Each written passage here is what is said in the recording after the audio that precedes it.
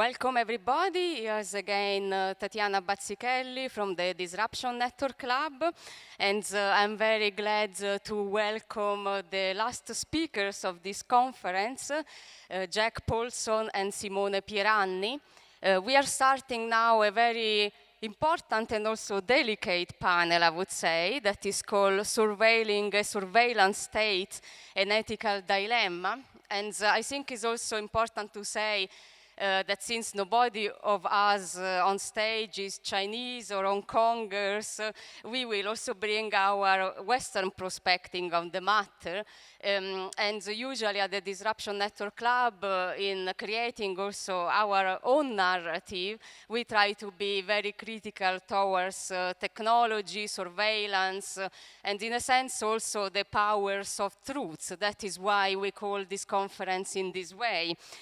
So I'm very glad to have these two great speakers on stage because we will try also to deconstruct a bit what is the Western perspective towards China, and at the same time also trying to deconstruct the tools that we are using to analyze China or the so-called US competitors. What we are trying to do here is to expand the discourse of power asymmetries to the critical investigation on technology, AI, and surveillance. And that is also why we call this panel Surveilling a Surveillance State, because we also try to break, hopefully, this dichotomy of seeing China either as one of the most prominent examples of a surveillance state or are a state to monitor closely.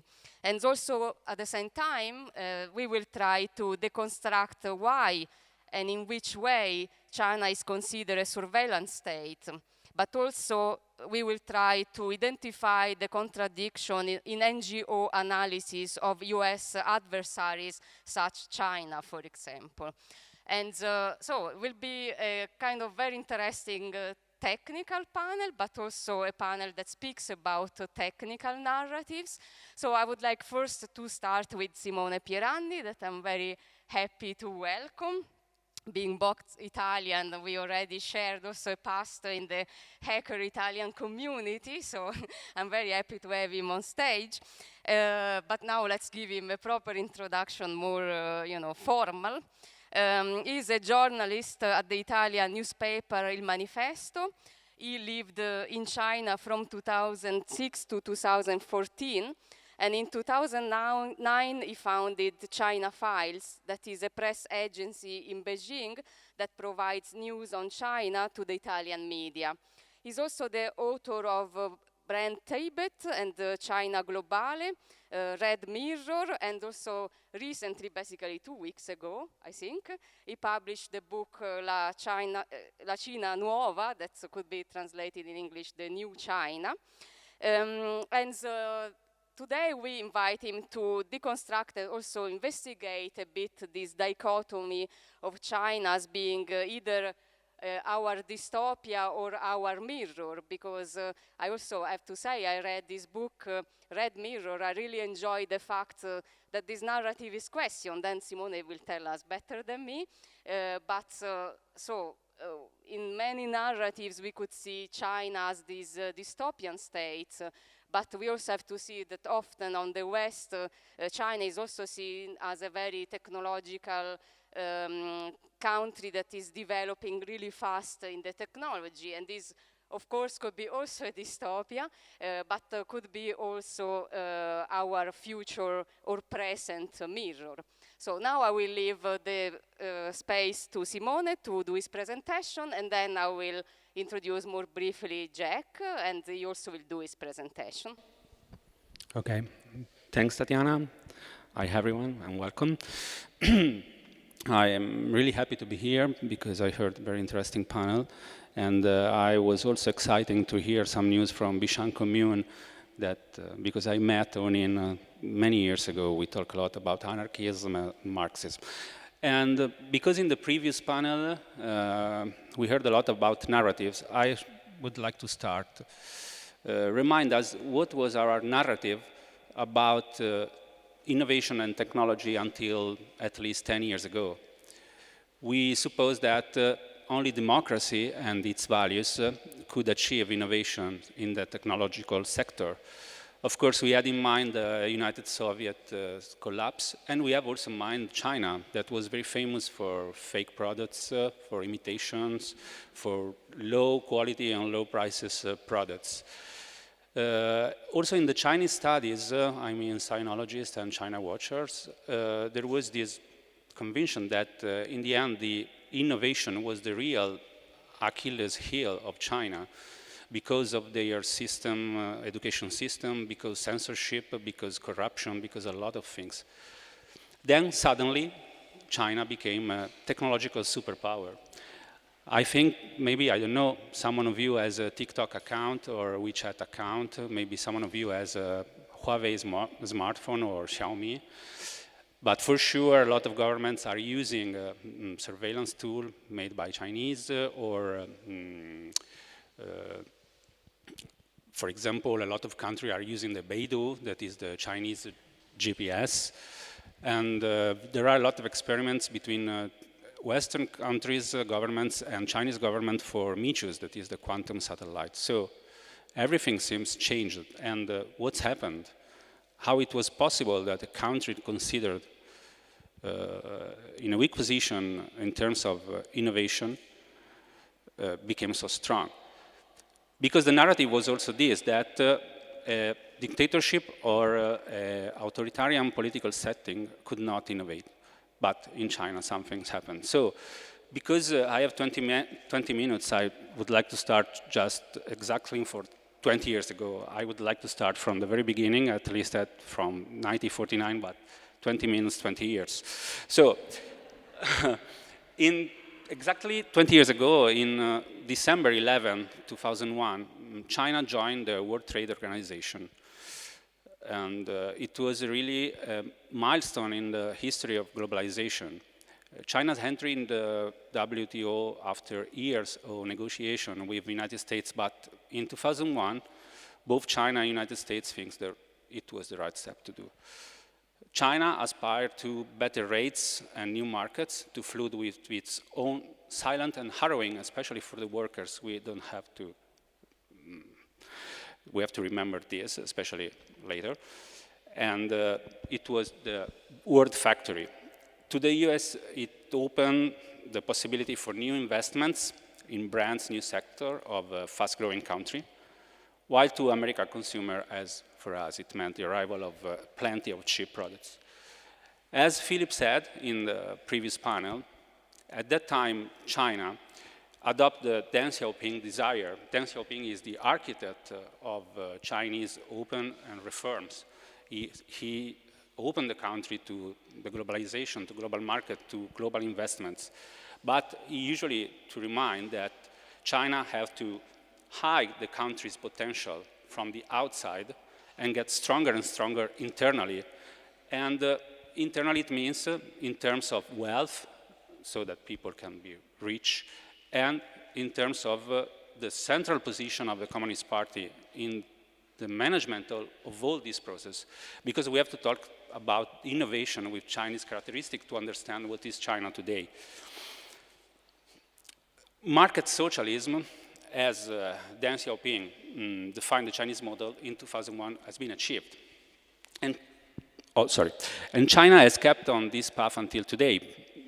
We have to remember that this development lifted millions of people from poverty and changed the Chinese people who've moved to the city. Now China is have more citizens. It's a rural country traditionally. Became consumers, investors, traders, billionaires. But it was all of this was under the control of Communist Party. And here we have the first Western illusion. We usually think that, how can I say, that capitalism and wealth bring to democracy. In China doesn't happen. The CCP keep exerting control over the entire process, erasing voices, erasing pieces of memory, and building what today is called a surveillance state. Then there was the second illusion, the internet.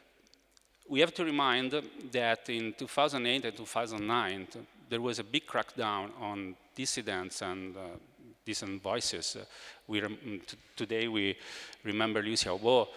And in the previous panel, the Hong Kong guy said that with Xi Jinping is worse than before. But we have to say that Xi Jinping is completely in continuity with the past. Okay, in 2008, 2009, there wasn't better the situation. Of course, now it seems worse. And the second illusion was that the internet could change the country. I remember that Bill Clinton went in Beijing in 1999, just 10 years after the Tiananmen's crackdown, and he said that liberty will spread by cell phone and cable modem. So someone maybe remind him that in China, internet, it was already an intranet. Okay, there was already the Great Firewall, there was already censorship, there was something like the 50 Mao army. But Clinton said, okay, controlling the internet is like nailing a J-law in the wall. Of course, he was wrong, because the Communist Party used the internet to enlarge his propaganda, to enlarge his control over the population, to manage the discussion on internet. Then, for 30 years, the leadership of Chinese Communist Party greatly invested in research and development. And there was a shift in 2008 and 2009 when in the Western country we suffered the economic crisis. In China, there was the tentative to shift from quantity to quality. So there were huge investment in research and development, with some peculiarities. First of all, the state guidance, especially in prioritizing this investment. Then some territorial characteristics that are very important to understand what is innovation in China, especially in former underdevelopment areas, and thanks to tax relief tailored to high-tech businesses quickly developed. Then the intervention of Communist Party, which blocked the access of international big players to the Chinese market, in order to allow Chinese company enough time for a sort of internal apprenticeship. There is not Alibaba, maybe, today, if 10 years ago, some big Western players could work in China. This is very important to understand what is meant by innovation with Chinese characteristic. And the Chinese Communist Party, in the capacity of the sole party, has entirely controlled and dominated the technological development process by, for example, placing scientists and at the head of the party and the country. In the decade between 2002 and 2012, in fact, we have witnessed the policies implemented by the so-called technocrats, which fastened the process. So we have a technological growth going in two directions. On the one hand, the market, with the opportunity for Chinese companies to operate abroad, conquer the market, acquire other companies. And on the other hand, for the Communist Party, a great potential for control over the population, something that already existed but was really, really strengthened by this technological development. Then we cannot forget one thing, big data. Li Kai-fu is something like an artificial intelligence guru in China, even if he is Taiwanese. He put a lot of money in the Chinese industry of artificial intelligence, and he usually said that big data are the new oil, so China is the new Saudi Arabia. And in fact, China has a lot of data, not only because we are talking about a population of 1,400,000,000 people, but because all the apps developed in China in the last year are capable of exploiting this data in the best possible way. There is also big attention from the leadership on this issue. Xi Jinping, that is in power since 2013, and I think it will be in power also for the next years. In 2022, there is the new Congress, but it seems he's not going to resign. He will stay in control of the party and of the country. Said a lot of time that big data, whoever controls big data has the upper hand, that big data is very important today for the soft power and competitiveness. And he put the ranking of data as the fifth factor of production after work, land, capital, and technology. So I'm going through some examples about this new great superpower, great technological superpower. The most fitting example is WeChat. I don't know if someone of you was in China in the last years, but without WeChat it's practically impossible to do anything in China, and I mean anything. And thanks to which the country has gone from consuming a huge amount of paper. I remember in 2006 when I arrived in China, everything was, you have to do everything with paper. Suddenly paper disappeared and you just use WeChat to do everything. It's a super app, as it's called. I like to call it like an operative system. It's a door to everything in China. A collection of many applications residing with a single app. You don't log into your cell phone. You log in, you access WeChat. Okay, you can message with your friend, you can browse the internet, you can order food, you can get married, divorce, it's real, even begging for alms, and it allows to file tax returns, pay taxes, and in some area it's also valid ID, but it's especially is the, for example, all the government communication work through WeChat. For example, during the pandemic, the health code, as was called in China, that is the Chinese Green Pass, works also on WeChat.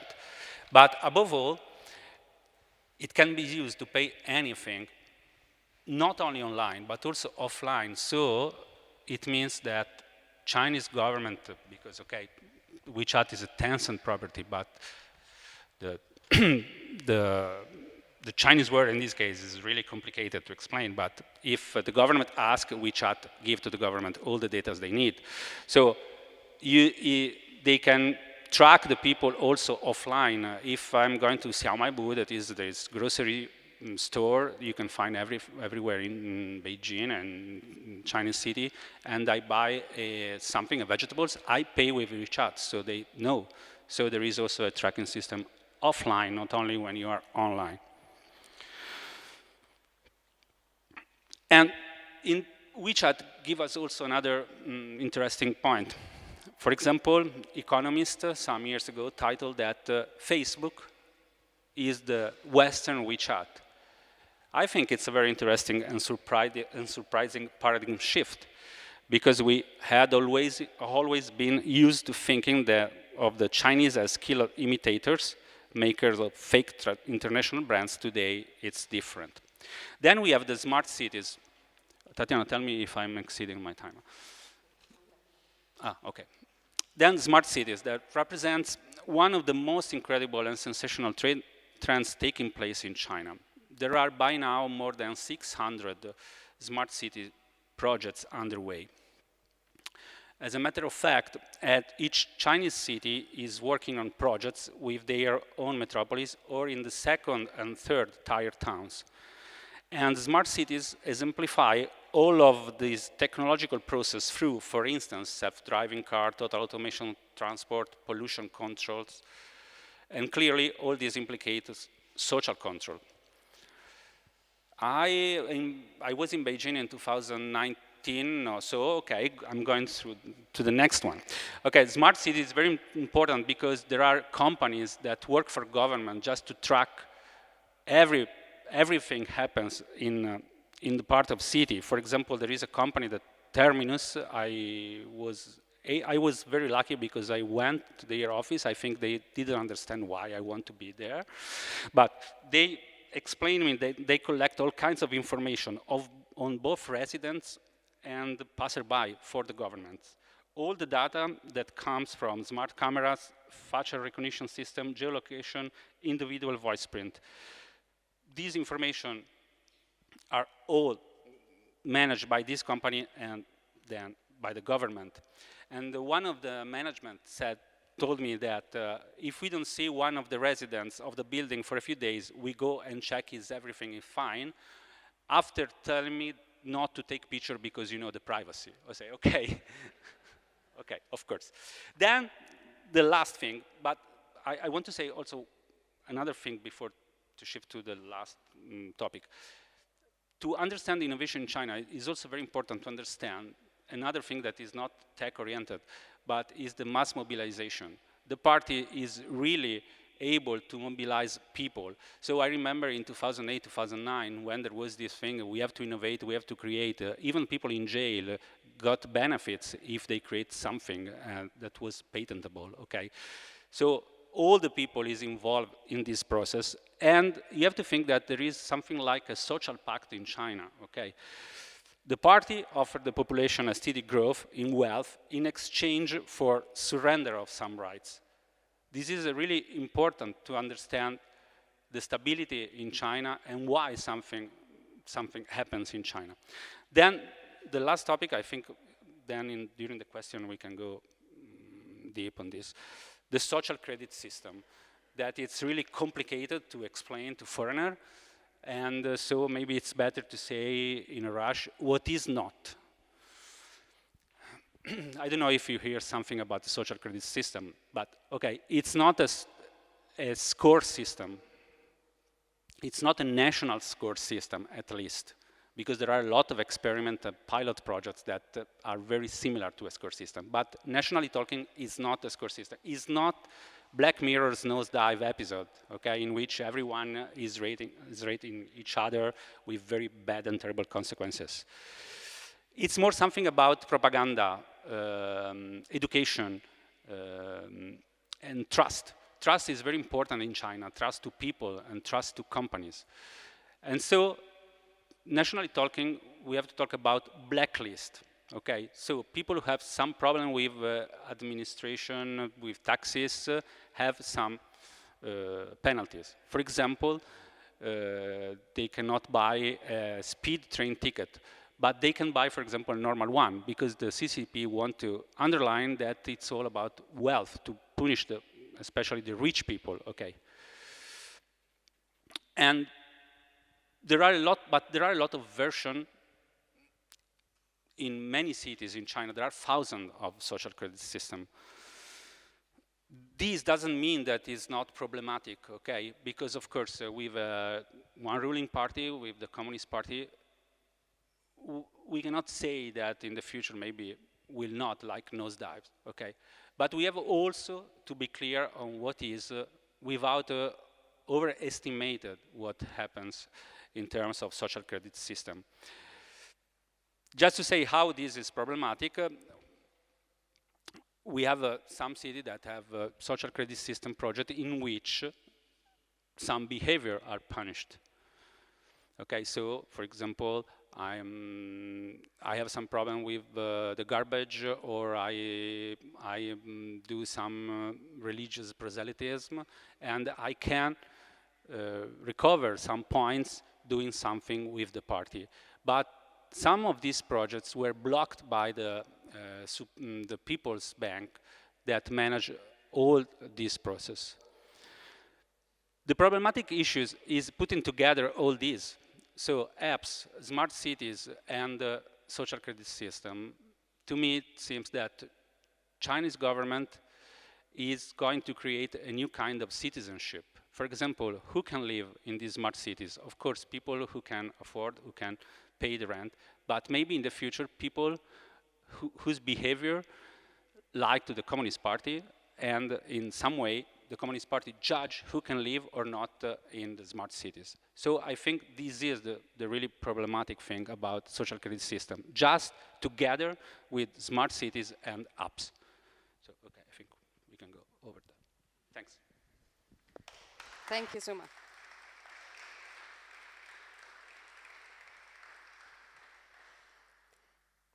Thank you so much, Simone. Now we will pass to Jack Poulson, but first I would like to introduce you properly as well. First of all, I have to say I'm very, very happy to have you here, because the first time that we actually heard about you is when we saw the film of Tony Essen-Shea, I, Human, that we also screened it here at the Disruption Network Club when we actually did the conference Data Cities, in which we were speaking about smart cities. So I think that things connect really well also in this panel. But here we are speaking about the development of your path, so that I find it also very interesting, since you are the executive director of Tech Inquiry. And so with Jack, we will discuss the results of the Tech Inquiry's recent report, EASY as PAI, that stands for Publicly Available Information. And the Tech Inquiry, for the people that don't know, is working on an open source system for curating and monitoring lobbying and procurement of corporate and NGO entities. And here a quote from your own website, spanning the 5 eyes and tens of thousands of corporations and no-profits. And I have to say, I also read this report. Is not really easy for people that are not so much into technical subject, but I feel that is very, very important also to deconstruct and to discuss in this context. I'm sure you will explain in a way that is not so difficult for our audience. But why is important? Because in this report is really analyzed the problematic of AI and also surveillance procurement by the US Department of Defense. And also we can say that helps to investigate the influence of public and private US intelligence and AI-driven social media surveillance to the NGO analysis of US competitors such as China, Russia, and North Korea. And especially also here at the Disruption Network Club, we are so keen and so interested in the discourse of drone surveillance, and this report also touches upon that, especially mentioning the project Maven. So I would leave the floor to you to explain more about that, and then I would come back with some questions. So thank you for the extremely kind introduction, as well as all of the work organizing this panel, and a special thanks to the folks who gave me the very last coffee from the machine right before this talk, which was very much appreciated.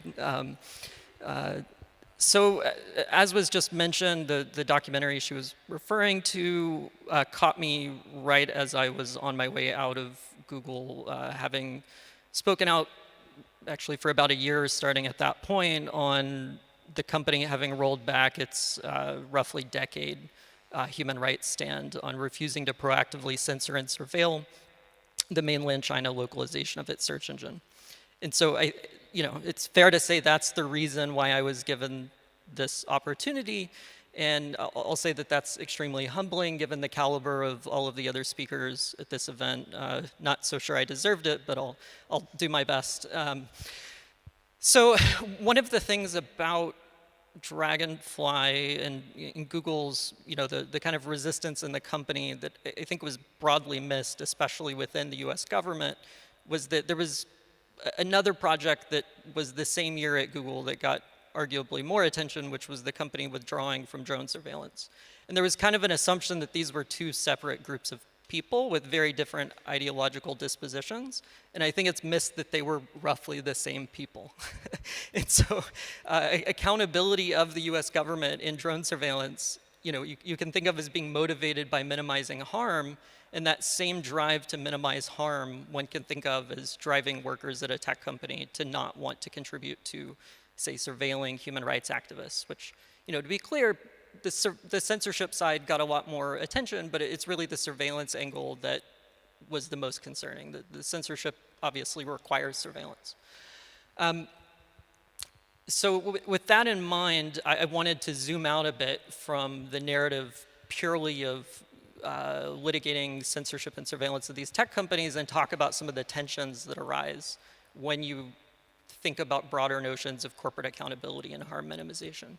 In particular, we'll kind of touch on three things. One, tech companies with disingenuous narratives about why it is that it's okay to comply with, say, Chinese surveillance, as well as the role Palantir plays in, for example, US sanctions enforcement, and then as well the role that social media and location tracking surveillance play in that. And so I've put a link to my slides that should be up, which has citations for all of this, so if anyone's interested, maybe jot down that link. And obviously sanctions is relevant, are relevant to these discussions because that's often the theory of change. And it's even been mentioned at this conference that what do? You kind of rally the ability of nations to enforce sanctions on China. So it's kind of worth thinking a bit about what surveillance is involved in the enforcement of those sanctions. Okay. So I want to start us off with 2 quotes tech executives gave on their way to Davos. This one's from 2006 that I think kind of sets the scene, from Eric Schmidt when he made his famous evil scale argument, essentially justifying why tech companies proactively censoring their product in China was actually better than forfeiting basic human rights with respect to proactively censoring different kinds of content. And so this quote, I think, somehow has gotten detached from him, and we'll return a bit to how Schmidt has remade himself as actually a key figure, not only in the US national security state, but also in the ethics of that, which, you know, I'll say that some of the people involved in that refuse to admit that he said this type of thing in the past. Okay, so years later, after Google had taken this position, obviously there was a famous hack of Google circa 2009 that when the company discovered it and attributed it to the government of China, they decided that their proactive censorship was part of a broader system of suppressing activism in China. And Sergey Brin did an incredible interview, in fact, in Der Spiegel, that really laid out why he viewed it as immoral for the company to continue this censorship. So I really like pointing to this quote from Bill Gates in response to that moral stance, because he makes an argument that in fact showed up later on at Google when Google decided to reverse its human rights stance. And the argument essentially went that, like, look, the US is just as bad as China, so it just seems morally incompatible and inconsistent to refuse to say comply with Chinese government demands unless you also withdraw from the United States, which is what Gates told the New York Times. So step forward to 2018. I was about 2.5 years into working at Google as a research scientist. And on August 1st of 2018, news broke that the company was rolling back those protections that Sergey Brin famously voiced. And so I spent about a month within the company trying to clarify what had shown up, which at one point was a direct link within the company to some source code, which showed literally the English term human rights on a potential blacklist that the company would incorporate in one of its products. And to me, that was sort of an oh shit moment of, like, you cannot sit idly by if this sort of standard is being violated within a US company voluntarily. So that was reported in The Intercept. It caused a huge kind of shitstorm within the company. Within 3 days, employees in the company had verified it internally. They were saying, look, this is all true. In fact, it's just as bad as it sounds. Sometimes press overdoes things, but these employees were saying, no, it really is what it was reported. And so at the end of this month, after my manager refused to clarify, for example, will you censor things like the term human rights, I ended up sort of tendering a resignation to work my way up the company.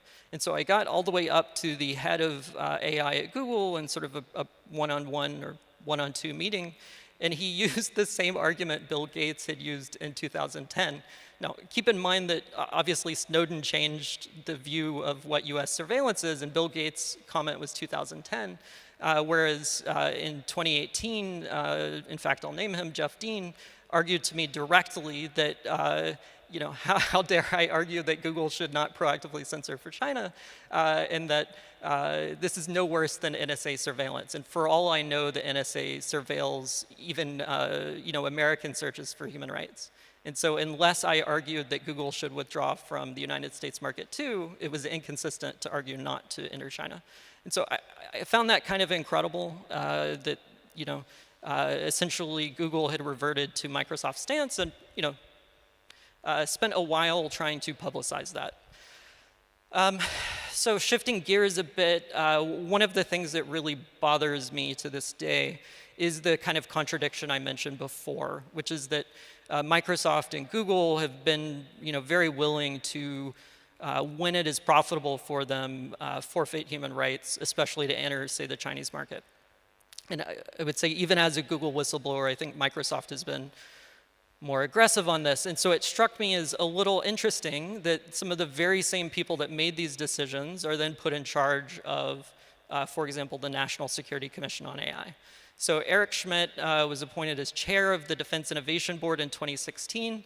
And in fact, on August 13th, 2018, he was appointed chair of the National Security Commission on AI, which was within weeks of the Google Dragonfly news breaking. And so there's a bit of a question I've continually wondered of, well, if the US really does care about these human rights issues, why is it elevating as opposed to kind of speaking out against these tech executives that are willingly violating these human rights standards? So in particular, Microsoft's chief science officer, Eric Horvitz, led the working group within NSC-AI, which was focused on the, quote, ethical and responsible uses of AI. Now, interestingly enough, to tie it into Google, there was a knock-on effect from Project Maven, where when workers really stood up and said, we will not, we oppose the company working on AI drone surveillance, the company put together so-called AI principles, which set up standards, for example, of not building products which primarily were focused on surveillance that violated norms or that were meant to cause harm. And so as a result, the company withdrew from proactive AI development for drone surveillance, and the Department of Defense kind of had an oh shit moment and said, okay, well, maybe we need some principles to not have other companies kind of follow suit with Google and refuse to work with the Department of Defense. And so the Defense Innovation Board, chaired by Eric Schmidt, then drafted these principles, and then the National Security Commission on AI, chaired by Eric Schmidt, then made these principles more concrete with Microsoft's CSO running the working group. Okay, so interestingly enough, the same time he was running that group, his company was actively lobbying against facial recognition bans in Washington, for example, by writing the legislation that was being proposed. So kind of the last theme I wanted to touch on, and I'm probably talking too much and running over time, is that Palantir and related Intel contractors, I think, have played an understated role, especially when it comes to reporting on sanctions avoidance.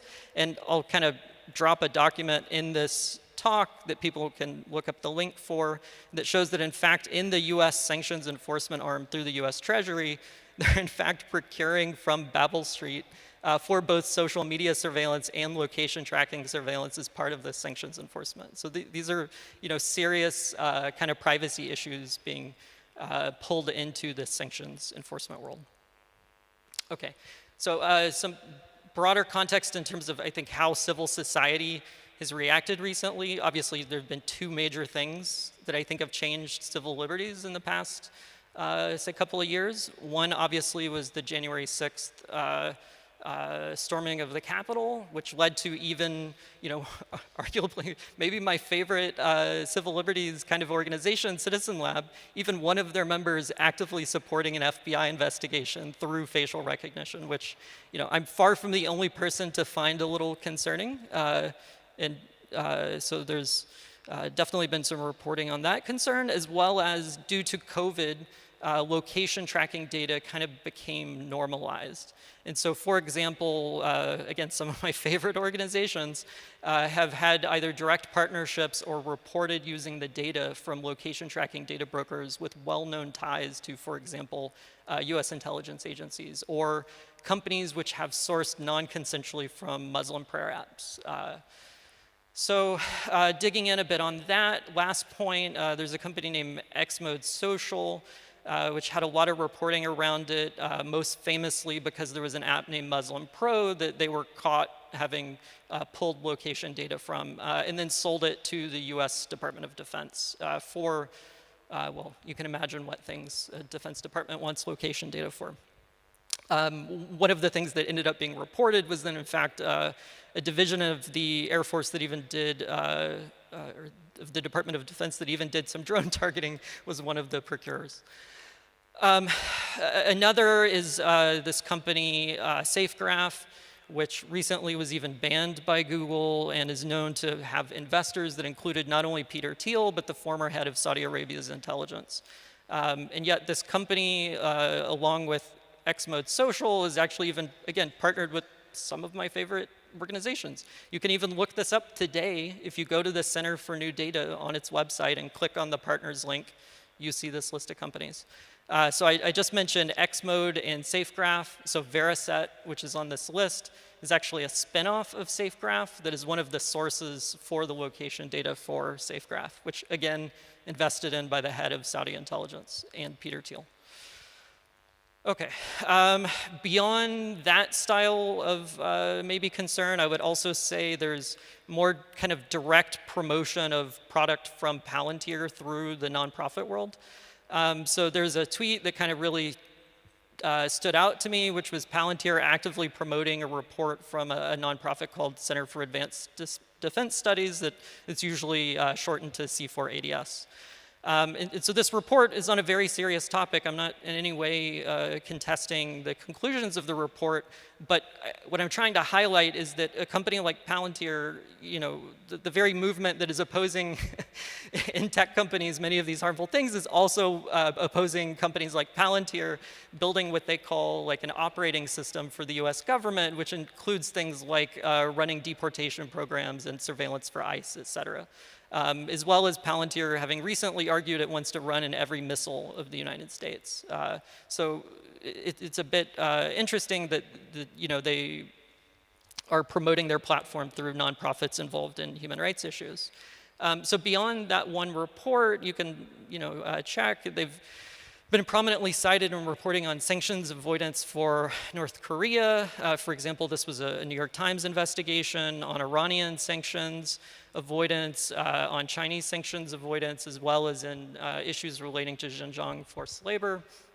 And I would say on this subject of sanctions avoidance, like I was mentioning, in fact, we recently got a FOIA back that just directly lays out that the sanctions enforcement arm of the Treasury, the Office of Foreign Asset Control, or OFAC, is even very clear that they're using cell phone ad tech data for location tracking for sanctions enforcement, again, through Babel Street. So if you pull this up, you can just look at the contract.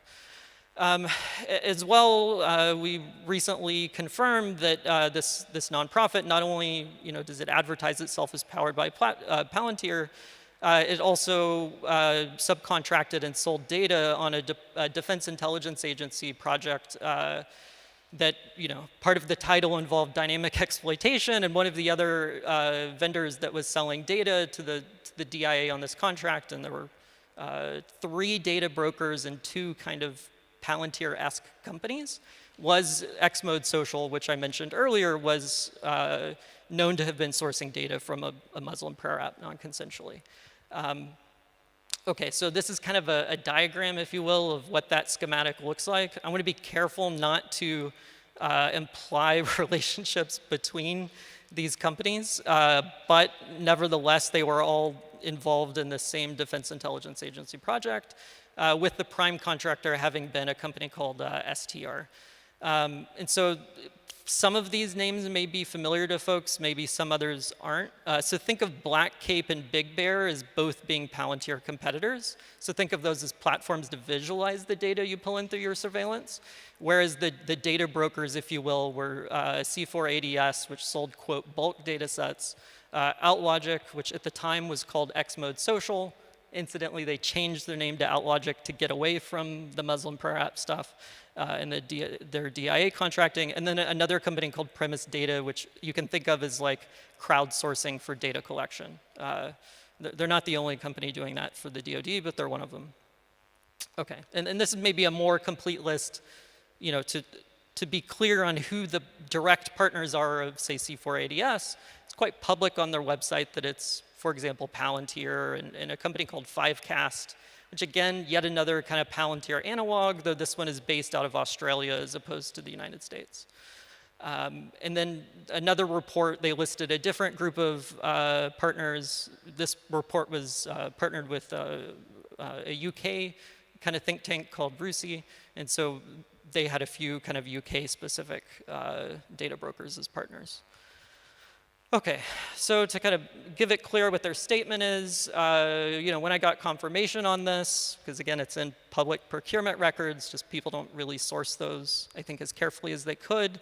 The argument was essentially like, look, we're just using publicly available information to combat corruption, and we're very proud of this work. And to be clear, they said, we don't even know who Xmode is, much less have a partnership with them. But nevertheless, on a small DIA project, their data was being procured alongside Xmode Social's data. So, what concerns me, to be blunt about it, is that this nonprofit is powered by Palantir. They've contracted with the Defense Intelligence Agency, and they're regularly cited on sanctions avoidance of US sanctions on US adversaries, and they're simply described almost always as a, quote, nonprofit or a group that reports on global conflict and security. And my concern as someone that's very skeptical of the role of nonprofits can play is that people kind of trust them by default. And I think maybe we should be more skeptical sometimes. Okay, so C4ADS obviously wouldn't say what the contract was due to confidentiality reasons, but what's interesting is that we can look in their annual report for some mentions that involve, for example, bulk data, whereas they were selling bulk data in this contract. So I'm not asserting these are the same things, but it might give you an idea of the types of things they do. So counterproliferation is something that you might imagine being similar to sanctions avoidance and the type of data you might want to use on the same types of countries. And they sort of talk about how this has been used in law enforcement actions in many different regions around the world. Okay, so I'll hurry it up since I only have 5 minutes. The thing I want to emphasize is they're by far not the only company or nonprofit / think tank that's involved in some dubious contracts. So for example, CSIS, maybe one of the most famous think tanks there is, subcontracted on an intelligence award under Allianz Science and Technology for the Air Force, alongside the Center for Advanced China Research, as well as location tracking data broker Vintel, which it turns out is the one that supplies to Babel Street. In their LocateX product, which I showed you earlier, is in fact being used for US sanctions enforcement. So alongside these companies, essentially going through the list, SNC, think of them as a drone manufacturer, Maxar, satellite surveillance, Creative Radicals, social media surveillance, Geospark Analytics, kind of a Palantir / data miner-esque company, and then Vintel, again, the location tracking. Okay, so there's a cottage industry, of journalists that are constantly critiquing the lack of disclosure around conflicts of interest with think tanks. I kind of would argue maybe we should go a bit further. Not only are there kind of funding issues, but through the kind of shift in US intelligence largely from purely classified data sources into large amounts of publicly available information being central, I would argue that's led to a blurring of the lines between what a think tank is and what an intelligence contractor is. And in some cases, they're literally the same thing, like I've kind of argued already. So Palantir is not the only one. Another interesting thing I'll mention in passing, Geospark Analytics showed up a minute ago. Interesting, one of their clients is the Gates Foundation. Xmode Social and SafeGraph, like I said, they've been partnered with some of my favorite outlets. And I kind of just wonder why this isn't a broader concern. Like there's been reporting, for example, on concern of the New York Times promoting SafeGraph and Cubic, but I think this is a much broader phenomenon. And I'd really like to hear from people what is going to be done to kind of provide civil society replacements for journalists even feeling the need to go to organizations that are based around platforms like Palantir. Like in the kind of side of the tech movement I'm in, it's highly anti-techno-solutionist, right? Like, and I think that might have been taken a bit too far, and there's a question of like, have we built a kind of power vacuum by being completely Luddite? Has that led to us not building anything that would actually be of immense value to civil society? So we, like I mentioned, have a platform that tracks quite a large amount of companies, in fact, builds in a recommendation system based upon procurement data, lobbying, et cetera, to kind of automatically generate connections or rather related companies to help explore. So if you know about Palantir, but you don't know about similar companies, it turns out to be useful to have that sort of thing crop up automatically from procurement similarities. You can read our most recent report here, and then if you're interested in working on building open source, publicly available, public benefit sorts of tools to ideally help alleviate the desire for journalists to use Palantir-powered kind of analysis, especially in human rights investigations, I'd love to talk to you. So thank you.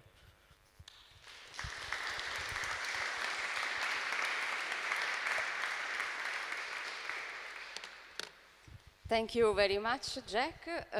I will come back to you later with some questions.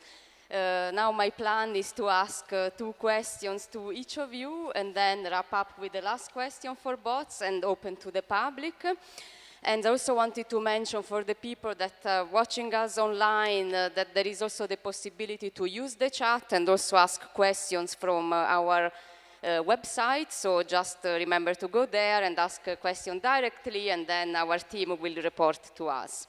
So, Simone, my first question is that you analyze artificial intelligence, self-driving vehicles, green technology, smart cities, and also facial recognition in China. This is pretty much part of your book, Red Mirror. And also in your talk, you mentioned that this innovation is done with Chinese characteristic, but at the same time, you also write that China could be the mirror of our future. So I would ask you, could you explain more the coexistence of these 2 perspectives, the Chinese characteristic and as well as being China the mirror of our future? Yes, it's something about narratives again. As I said before, we have this narrative that only democracy could achieve technological innovation. Then we shift. And we start to believe that only dictatorship of authoritarian political setting could use in a very good way for them all the technological process, because they can do a lot of things in terms of control the society, of surveillance that we cannot, because we are in democracy. And I think a lot of politicians, for example, Western politicians who said this, said we have some like envying the Chinese politicians because they can do a lot of things they cannot, especially during the pandemic. I don't know here in Germany, but in Italy we have a big discussion, for example, about tracking the people for the virus.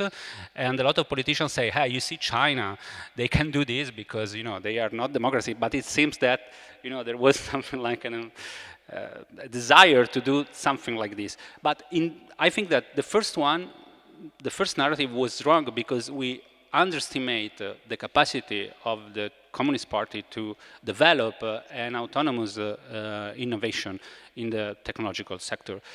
But I think it's wrong as well, the second narrative, because we overestimate, we exaggerate a lot of things about this Chinese technological superpower. China has a lot of problems. We can see during this day the Evergrande problem, the property bubble, the technological bubble as well, because a lot of, for example, artificial intelligence startups in China now are in trouble because of they don't have big investments now. Then they have a lot of inequality in the country. So we overestimate this. And about the surveillance state, also called dictatorship 2.0 or techno-dictatorship of China, for sure, China is a surveillance state, and maybe we can say it is always been a surveillance state, even during the dynasties, the emperor dynasty. We have a lot of examples, but it's not correct to say that because they had in their history this, they need to be in this way also in the future, no? But I think that we are projecting our concern in China, and I think what we have heard now, it's very clear. We are projecting our fear of a future in which also our society could have this kind of a control. And I think in this operation, and I finish, there is something like a techno-orientalism. We suppose what have to be the future of China because we have an idea of future that maybe is not the Chinese one. China is very complicated. I think nobody knows really China. Nobody is really knows what's happening in some Chinese issue, some Chinese sector, like for example the political one. But I think we have not to do this mistake to project our concern of technology in China. China has his history, and his technological history is very clear because it's on the public documents of the Chinese Communist Party. So I think we have to be more, you know. Then I have another question that, in a sense, you elaborated already, but you can perhaps tell us a bit more. How is the Chinese Communist Party dealing with the presence of tech platforms in China? You mentioned that they got fined. How does this relate to the discourse of tech innovation and control? Yeah, I think it's very interesting, this topic. What's happening in China since 6 months or 1 year is very interesting because in this case, China is doing something that in the Western we talk since a lot of time, no? How to manage the power of these big platforms. Of course, it's a power discourse, but I think the worker examples could explain this. There's the so-called 996 system from 9 a.m. to 9 p.m. for 6 days a week. That is the working system in this platform. Jack Ma said is a blessing. The JD.com boss said he don't want workers that want to work just 8 hours.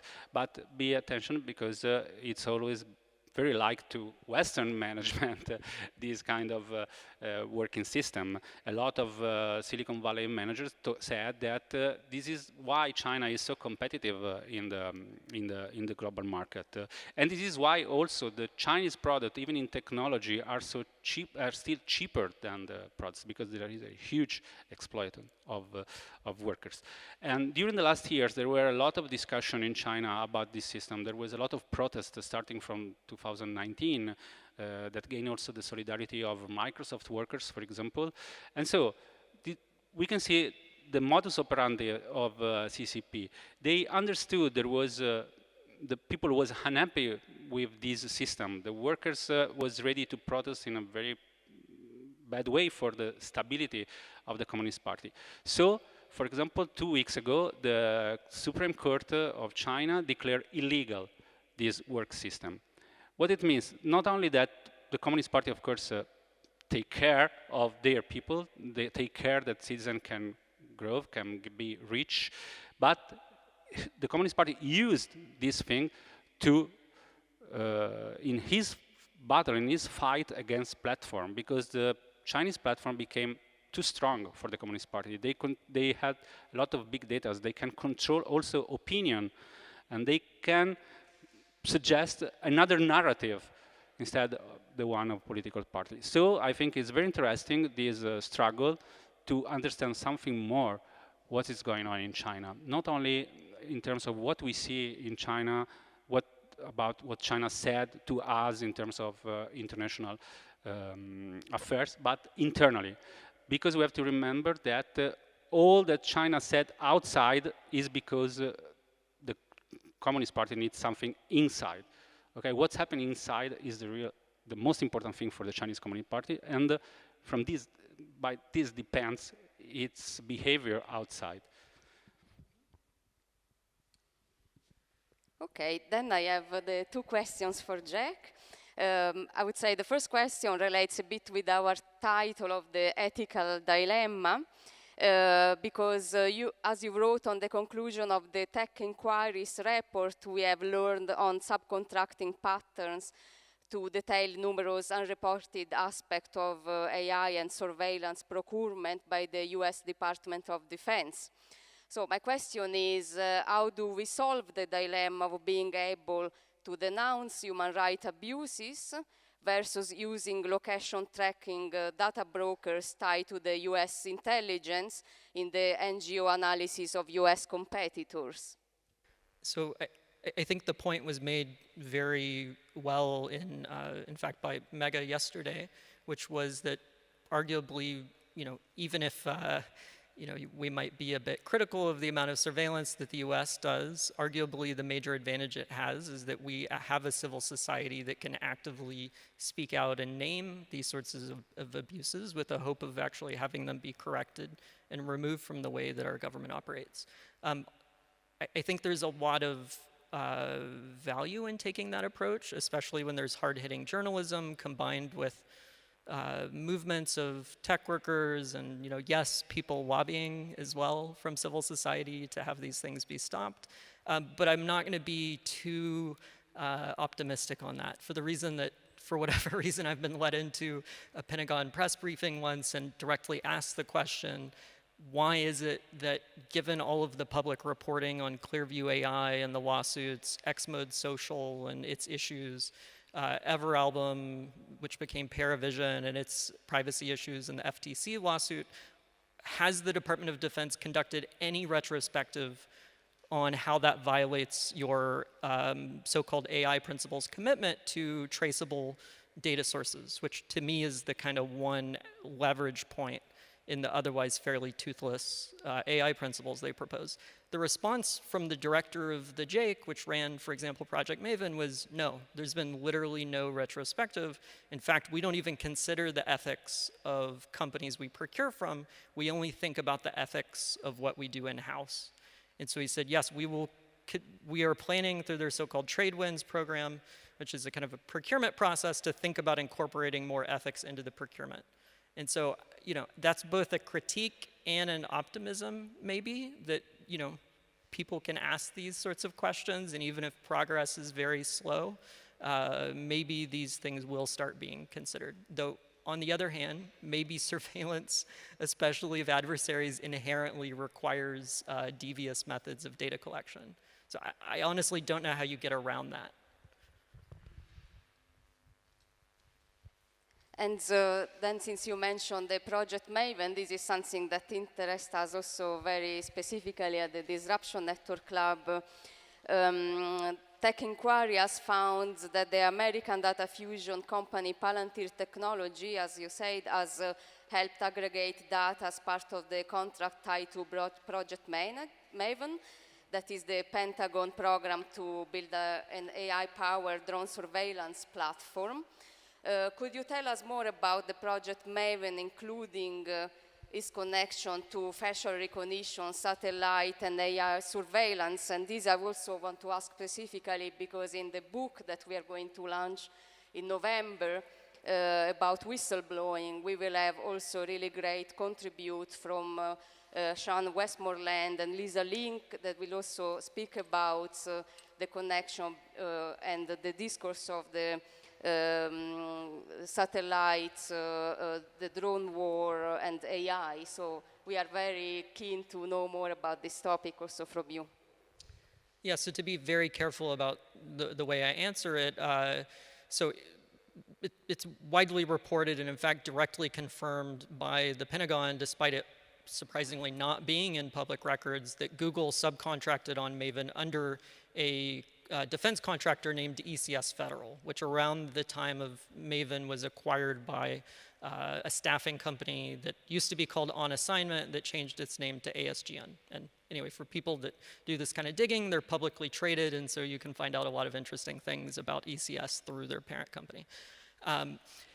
Anyway, so if you look up the awards involving ECS Federal that happen to mention Maven, you can then expand out and understand some things, which is essentially the approach I took. So there's 3 prime awards that make very clear reference to Maven with ECS Federal. And even the code names for the projects are in the procurement data. So they're Avalanche, Pavement, and then one called Kubera, which turns out to be, if I'm not mistaken, the Hindu god of wealth, which is kind of an interesting name of a project for contracting. And then within those, there are very clear descriptions in the sub-award data to the subcontractors of what is being involved. So for example, Clarify, which is a kind of startup that does facial recognition in NLP, explicitly mentioned that it is supplying facial recognition. Satellite imagery, or so-called high-altitude AI is very clearly referenced. Synthetic aperture radar is clearly referenced. And then in a kind of connected project involving a so-called secure unclassified network, or SUNet.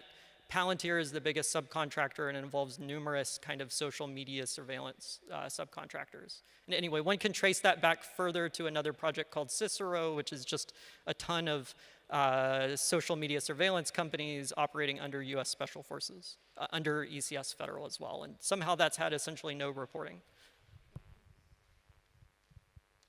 Thank you very much. So the last question for both of you, and then hopefully we have a lot of questions from the public. I'm very happy that you spoke about the condition of labor in China, Simone, because this is also a very important issue to address, and also the current protest against the platform for violating the privacy of citizens. So my question would be, how do you envision the future for tech workers in China?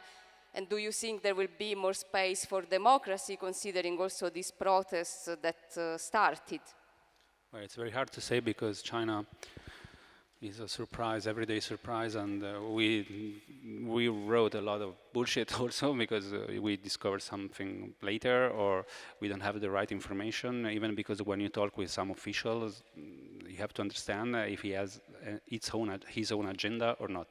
Well, for the workers, we have, for coders and labelers, maybe their working condition will be better in the future, but their condition is really connected with the big reform that China have to do with the welfare system. Because, for example, a lot of workers said, okay, 996 system is illegal, okay, but you have to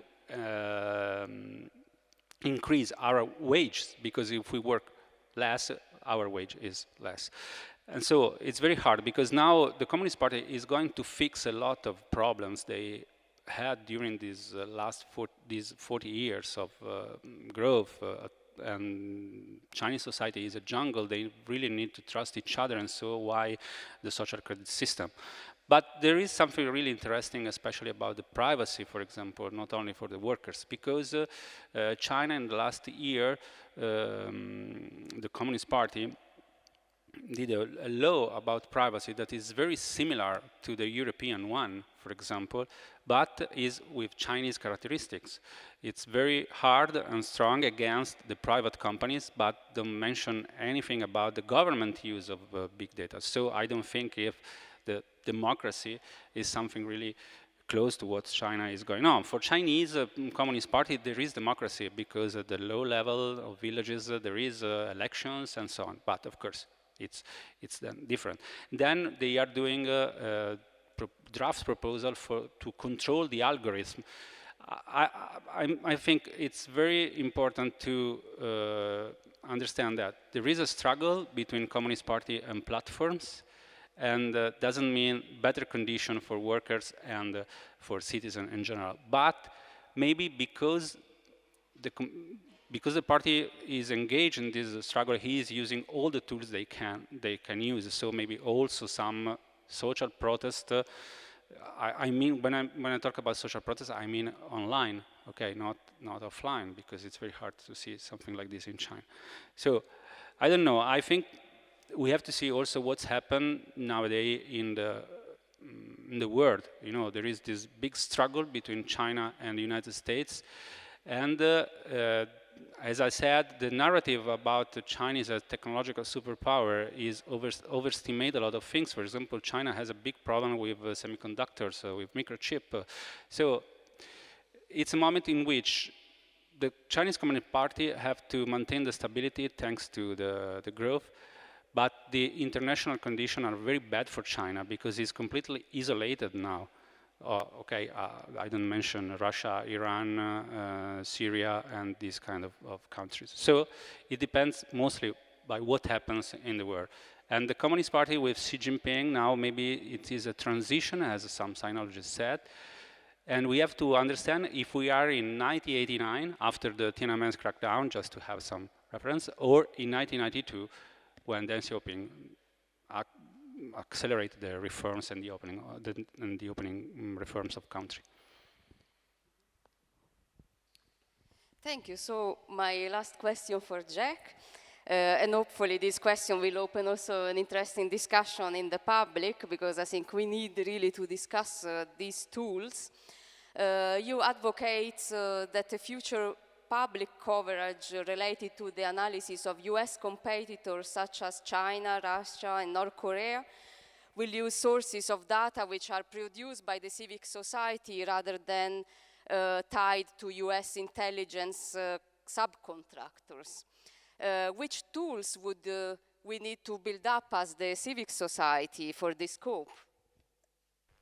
I mean, in my mind, the question should really be directed at journalists as to what it is that they need, what it is that they wish was built that's currently being sourced to proprietary companies.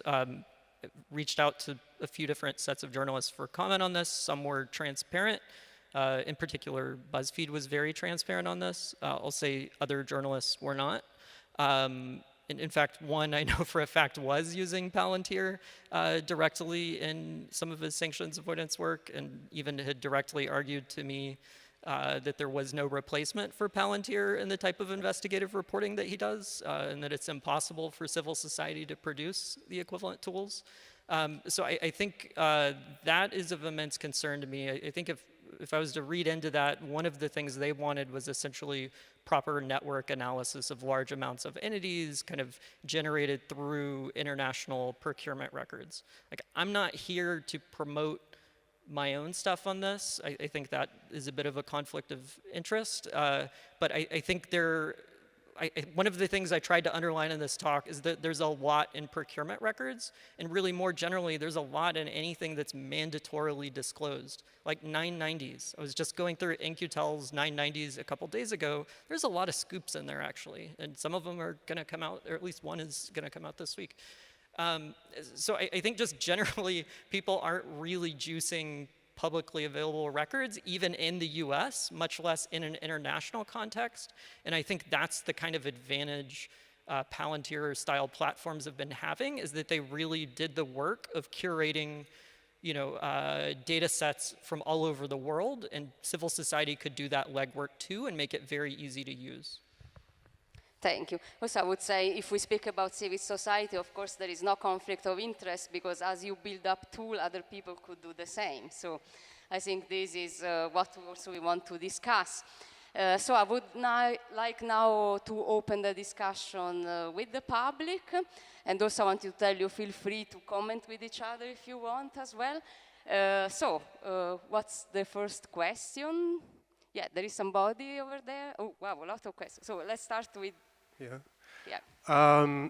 Okay, sorry to open up this box, but maybe it brings things up to speed with what we're facing with the pandemic crisis and data collection and the mix of people's personal healthcare data, which is now kind of being, given to employers and things like that, and it's mixing a whole new territory of using data to manage populations. And my concern with that is that it doesn't really matter so much whether it's a communist system or a capitalist supposed democracy system. The marketplace explodes with new technologies, with these each of these crises that supposedly come about. An example, there's an article from Tactical Tech that just came out, the 100 pandemic technologies. As an example, there's more than that, called Technologies of Hope. And I think that title is a sarcastic title, but I need to research this article a little deeper. This would require maybe a whole new conference theme to get to, but I just want to hear about your reactions actually to the question, what do you think? Is this an extreme new level of danger to civil society, that this mix of health data and data being used to control populations, causing all kinds of things that civil society can't understand, and the marketplace just runs with it to create technologies that will then collect that data on people and use it most likely against us? In a nutshell, I can say. But I think the problem is capitalism, not because China is very hard to define China. And I think that we are going to cross a border every day about data collection, so we have to be clear of what we are doing, even about the health condition. For example, in China, the health codes, there was a suggestion by the the Chinese parliament to put, for example, health codes and health behavior inside the social credit system. So it's something that, of course, it's really sensitive, and I think we have to keep tabs on. So the statement I want to cite is from Reid Hoffman, the LinkedIn founder. He gave he was on a panel at Stanford's Human-Centered Artificial Intelligence Center, I want to say a year and a half ago to 2 years ago. I forget if it was right around the beginning of COVID or before. Anyway, there was a point that was made in it that kind of disturbed me, that maybe draws a bit on what you're getting at, which was that it was argued that it's so important that we make use of all of the health data that we can, if it could do something like curing cancer, that it's worth the privacy violations, even if we know there's going to be data leaks at some point. And so those sorts of arguments, and it's been a while and I'm citing this off memory, 90% sure it was Reid Hoffman, but there's a 10% chance it was Eric Schmidt. So take that as, they were both there and saying similar things. But essentially that argument was made explicit that this is so important that it's okay to violate privacy. And I think that, you know, like with COVID, anytime there's an immense positive that you're arguing for, that's when some of the worst abuses slip in. And so I think especially, you know, there was an Eric Schmidt funded giant center, I believe it was at the Broad Institute, to use AI for curing cancer. Like, this is a big push. And so, yes, I think that's an area that should be watched carefully, because the wins are big, both in terms of press and finances and general well-being. So I think people might find excuses to cut corners. But I'm not a health expert to clarify all of that. You have to use the mic, but let's give the space to somebody else. Yeah. What do you think? Yeah.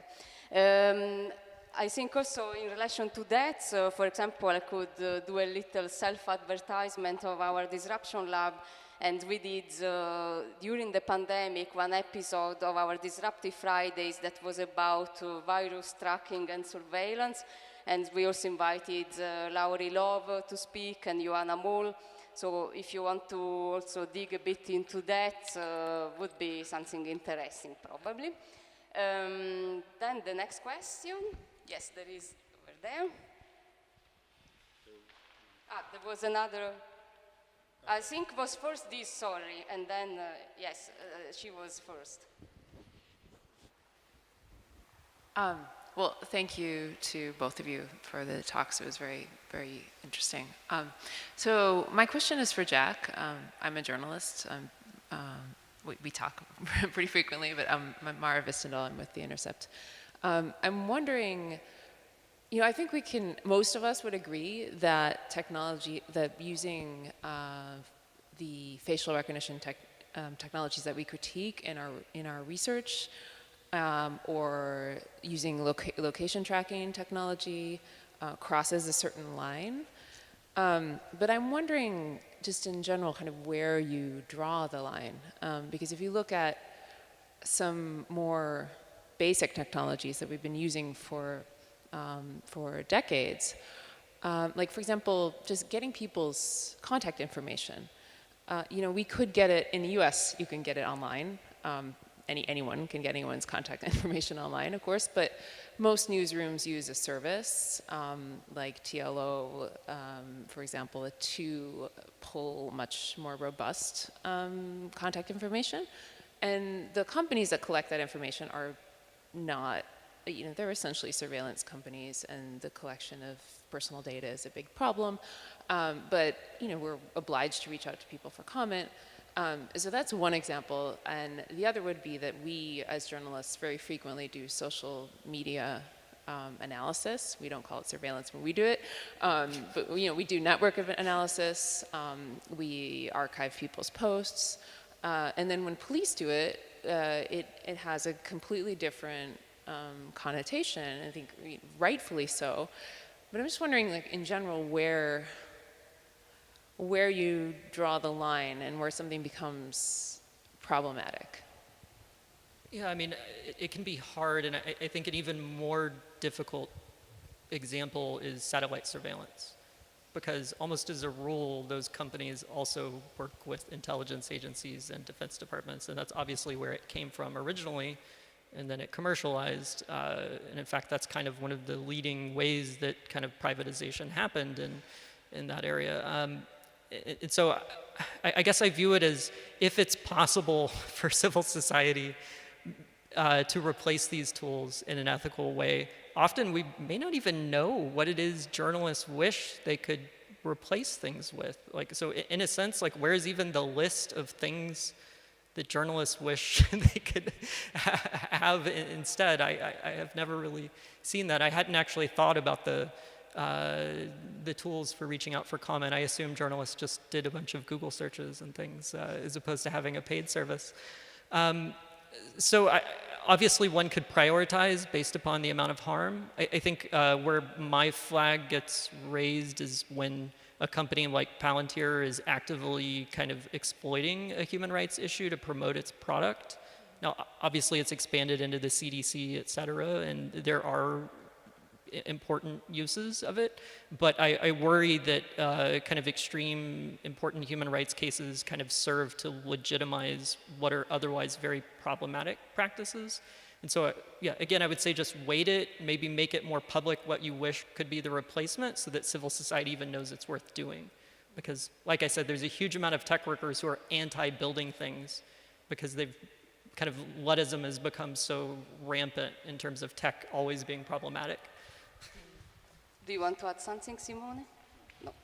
Then we had the question. Thank you. I have a question for Jack and a question for Simone, but both of them are prefaced by the same framing issue. And it might be a little broader than surveillance and procurement issues, because I myself I find it problematic, but not surprising or new, the relationship between the contractors and defense, DOD, the Defense Department. And that's the whole origin, as you know, of the internet. So my question for Simone is, if I misunderstood you, I apologize, because I think I heard you say this point. And that is, you think that our projection of our fears, the Western projection of fears onto China's technological future, is because we are, not we, but the West, is so concerned about its future technologically. Is that what you said? Okay. So my question is, but shouldn't we be afraid of China's technological vision, particularly when they told us what that vision was? In other words, when China announced very clearly, and it's in their 5-year plan, the 10-year plan, the policy, the white paper, that we will be the leader in AI, quantum computing, robotics, and big data. And they said, we will invest, as they have, billions. And they're building that capacity. They built the largest data centers in Guangzhou, et cetera. Anyway, so in that context, I would like to ask, shouldn't we be afraid? Not because of, the West can't figuring out their shit, but I'm saying, shouldn't we be afraid when a party state of an authoritarian state says, this is what we believe, and we believe that the role of technology is to ensure correct thinking, correct identity, et cetera. So that was my question for you. For Jack... Let's maybe keep short questions. But it's an important question. Yeah, no, it's very important. So, but Jack, the question for you is, I think the story that is told in assumptions about AI is that you need 3 things. You need data, you need computing power, and you need the capacity to mine the data. Nobody in the world has as much data as Facebook, billion users, and China, 950 million users. So in other words, we should be afraid when Facebook or China has the data that's going to feed their AI. And so I want to ask if you think that the fear of China's proposal for the new IP which might make a lot of this discussion about data privacy, but everything moot. Do you think it's overstated?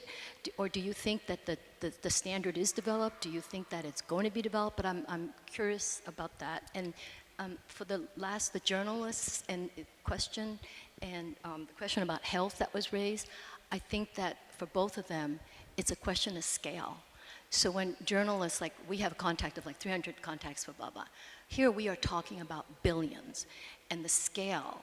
And for health data, there are standards. And so I think my concern about China is that it's just passed, that just went into law at the beginning of this month, the beginning of November, the data privacy, personal data privacy law, and data privacy law, which has specific provisions on health data.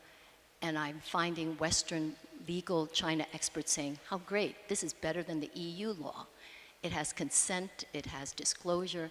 So I think there's a lot of misreading. So those are my basic two questions.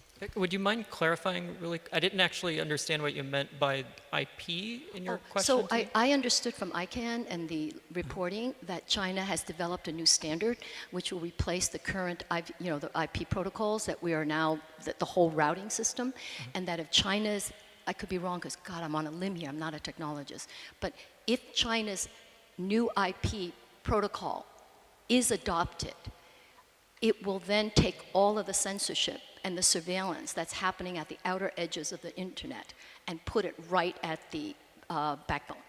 And so as a non-technologist, I'm curious, somebody who really is, do you think the fears are overstated? Do you think the IP that they're trying to propose is nowhereville, or do you think it's actually going to happen? Yeah. Okay, so Simone, you want to... In a rush. First of all, I'm a journalist, I'm not an activist, so I have to put together information so that the reader can have an idea about what's happening. I said two things. One, first of all, I was very clear saying that China is a surveillance state. It was in his history, not only during the Maoism period, also during the empire dynasties, there are a lot of examples of controlling the population in a very strict way. Then I think I remind all the censorship, put people in jail just because they are dissidents and so on. I was in China. I know a lot of Chinese that have some problem with authorities, so I know how it works there. And I think we have to be afraid if these tools are used by all the countries, not only China. Of course, we have to be afraid of what happens in China. But I say two things. One, we overestimated the Chinese technological power, especially, for example, by Trump and the United States, because they know they want to be at the same level at least, okay? So they want to be great in artificial intelligence, quantum PC, and data collection as China, okay? It's a global desire of every government, in my opinion. Then I think that we are projecting our concern on technology on China when we overestimate something. For example, I did an example very clear, that is the social credit system, and I also said that it could be really problematic. Social credit system can become really an engineering system to control the society in a very bad way for us. And I think in the future also for Chinese, because the Chinese society is changing as the world as well. So I've just said that we have to be, how can I say, very clear in what is our perception and what is really happening. No more than this, okay? Thank you, and Jack? So one of the things I've learned having spoken out on issues for a while is to stay in my lane. If there's anything you get punished on by your colleagues, it's not doing that. So I'm neither a lawyer nor fluent in Chinese, so I'm not going to assert expertise on what the implications are, especially of recent Chinese law that I have not read personally. But I'll pull the standard trick of answering a different question to what was asked, and I'll say that like if IP in the US, say, versus China is a concern, especially with the types of large data set questions you're asking, in that sense, we're in great hands, because obviously the fact that tech CEOs from Oracle and Amazon and Google were leading giant studies on intellectual property, which is of immense importance to their bottom line, there's in fact an entire chapter in the last report of an SCAI purely on intellectual property issues. So that's being thought about very carefully, and I think from that perspective, obviously the US is thinking very hard. Thank you. While we wait, I would say if there is still one from the public would be great to get. Otherwise, I know there is something from the online world. Lieke, do you want to tell us something? No, I thought that was yes. Okay, so then we go back in the physical world. Is there, yes? Yes, hello. I will try to be clear, but the world is very complex, so I don't know if I could be clear.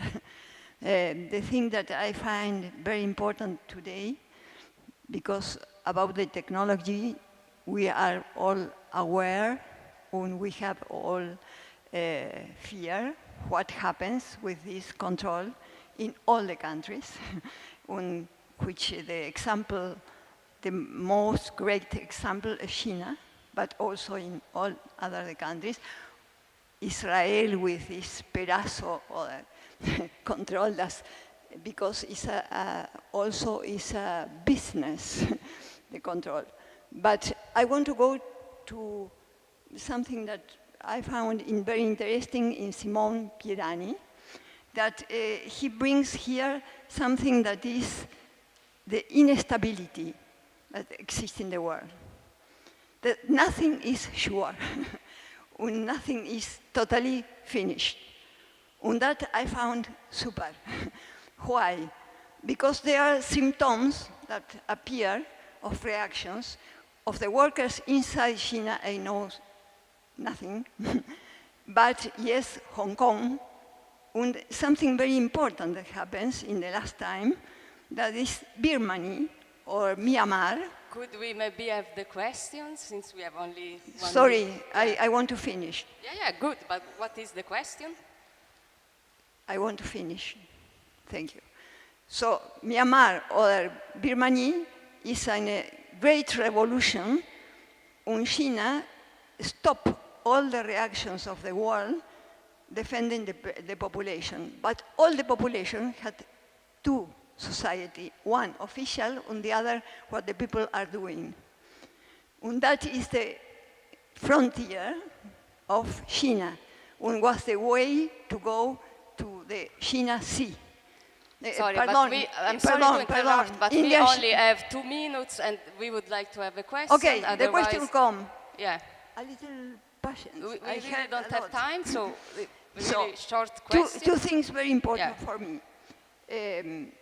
This go to the Indian Sea was a very important thing for China, and that can bring this situation in Birmania a great problem.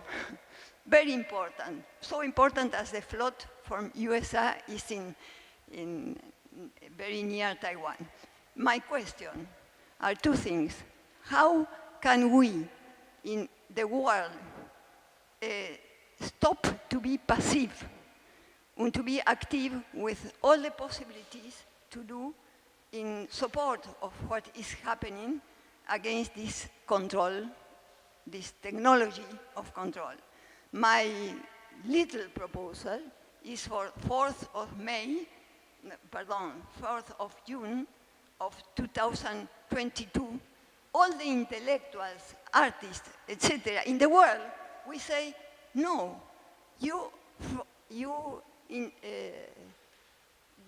don't permit in Hong Kong to do the memory of Tiananmen, that is very important in the history of the world. Okay, Or, so now we understood.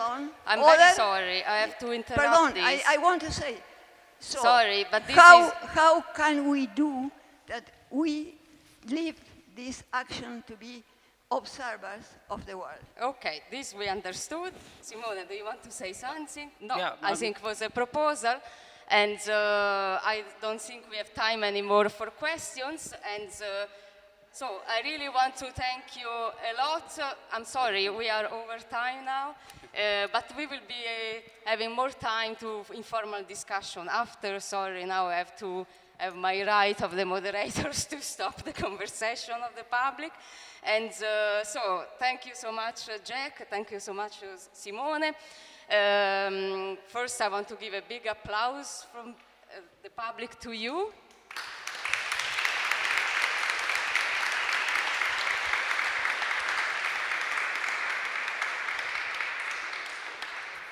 And now I will call on stage Magnus and Lieke, and we will go on with our little announcement.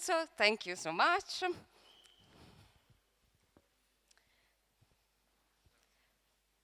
You can leave it here, then we organize.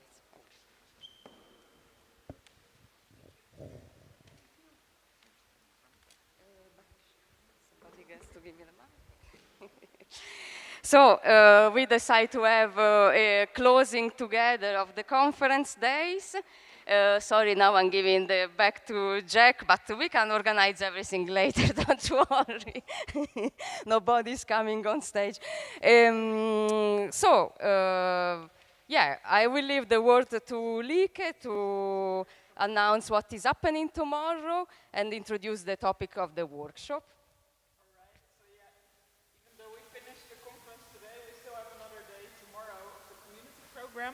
So we will have 2 workshops tomorrow. In the morning, we have a workshop on Digital Self-Defense 101 with Glacier Kwong that spoke in the panel this afternoon. And she will teach the basics of self-defense and also go into why this is important, whether or not you have something to hide. So there's still spots available for this workshop, so if anybody still wants to join, I think we have a few final tickets left for tomorrow morning. In the afternoon, we have a workshop on using satellite imagery to investigate Xinjiang's detention camps with Alison Killing and with Megha Rajagopalan, who spoke yesterday at the conference. Unfortunately, this workshop is already sold out, but we're still looking forward to it because many people signed up. So this is happening in the afternoon. And then also we have a lot more going on at the Disruption Network Lab, so we wanted to introduce a few other things that will be happening in the next few months. So first of all, we've just started a new project called Challenging Corruption, Empowering Future Voices. And this will be a series of online workshops and conversations. And this project is funded by the German Agency for International Cooperation.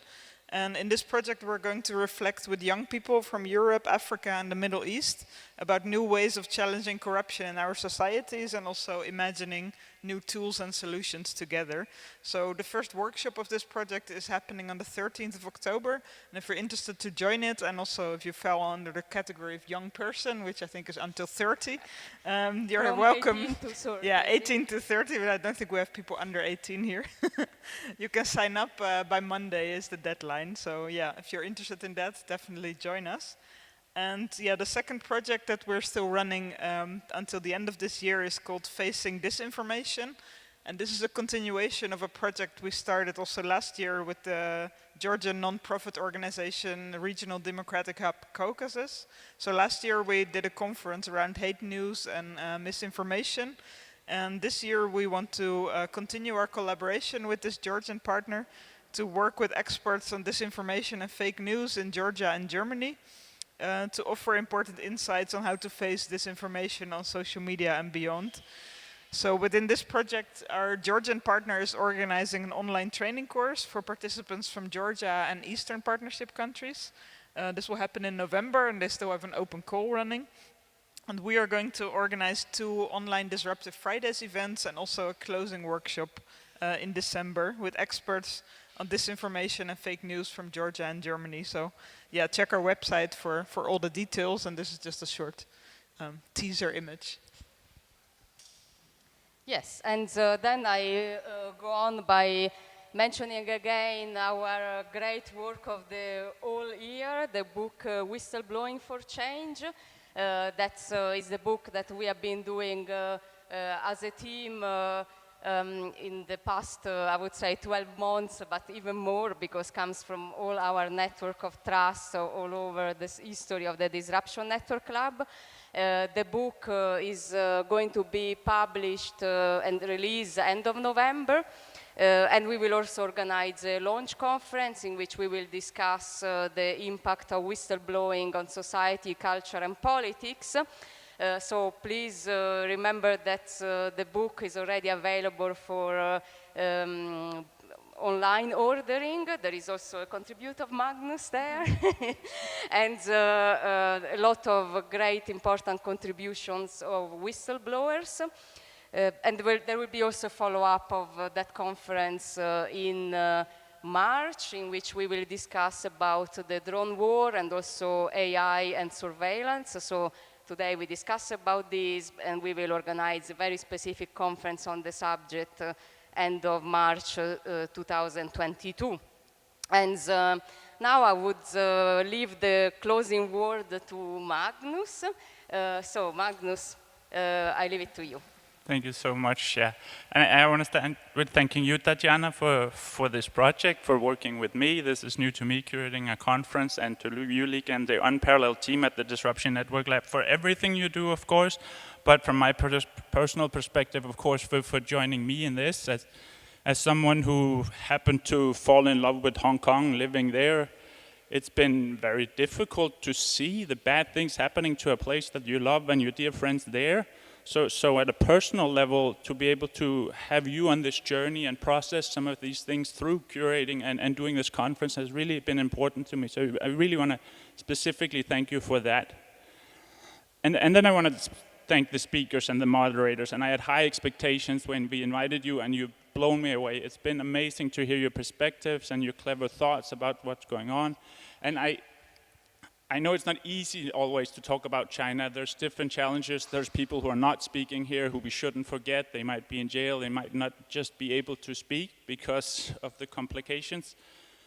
But the speakers that were here, I'm really hopeful listening to all the kind of the ability to see and describe how difficult things can be and how overwhelmingly difficult it can be, and then still carry on and say, believe in there's an alternative, believe we can develop something better. I'm so grateful for all of you to come here and do that. So thank you very much, and add oil.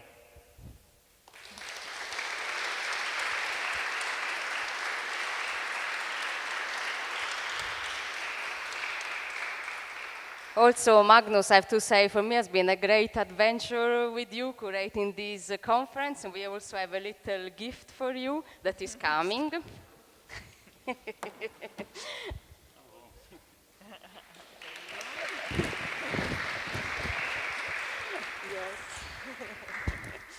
So really has been, we worked 2 years for organizing this conference. So, I mean, you deserve this and more.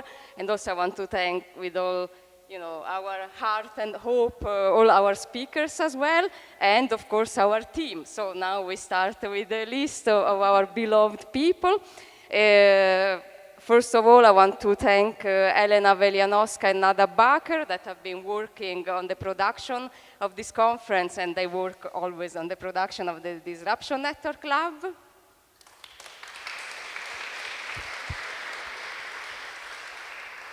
Then Jonas Franchi for the design that we have been seeing.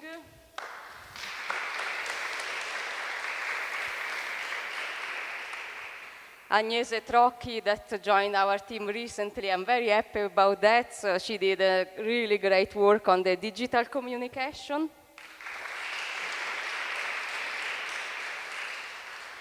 Also, we had with us Paige Collins that was working on the press, and she did also a very wonderful job with all the interviews with the journalists.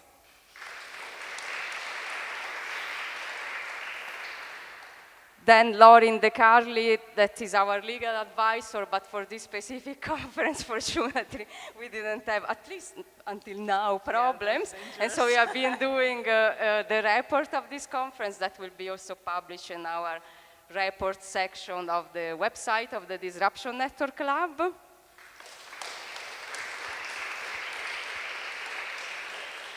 And of course, a really big thanks to the streaming Boiling Head team that have been doing a really wonderful job for all our great hybrid, physical, virtual, million combination that all the time we come up with. Thank you so much for the streaming.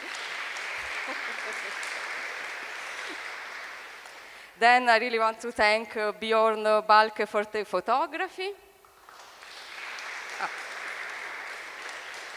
And Paolo Combes for the sound. Was also a really important job that you did. And Francesco Mancori and Thorsten Oetken for the technology support. And then Antonia for the cash deck and all the helpers that have been helping us to build up all this room all the time. And of course, we are happy now to say goodbye to the people online that have been following us.